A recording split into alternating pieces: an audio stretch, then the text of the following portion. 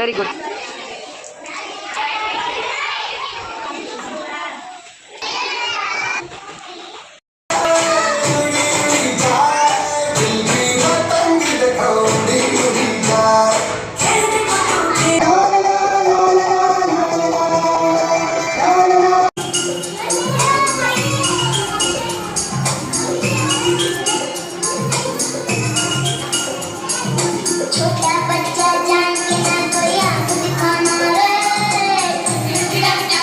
Good morning మనండా, అందరికీ నమస్కారం.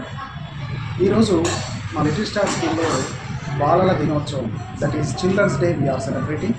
So children's day every year 14th of November we celebrate Children's Day because today is our first Prime Minister of India, Jawaharlal Nehru's birth anniversary. So ఆయన జన్మదినాన్ని పురస్కరించుకొని ప్రతి సంవత్సరం ఈ యొక్క బాలల దినోత్సవం అనేటువంటిది జరుపుకోవడం జరుగుతుంది. వై వీఆర్ సెలబ్రేటింగ్ బాలల దినోత్సవం? జవహర్లాల్ నెహ్రూ బర్త్డేను బాలల దినోత్సవంగా ఎందుకు జరుపుకోవాలి అంటే, హీ లవ్స్ చిల్డ్రన్.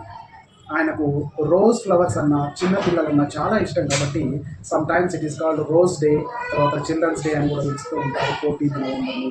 సో ఆ సందర్భాన్ని పురస్కరించుకొని ప్రతి స్కూల్లో కూడా పిల్లలకు ఈ యొక్క చిల్డ్రన్స్ డే అనేటువంటిది సెలబ్రేషన్స్ అనేటువంటి చేయడం జరుగుతుంది.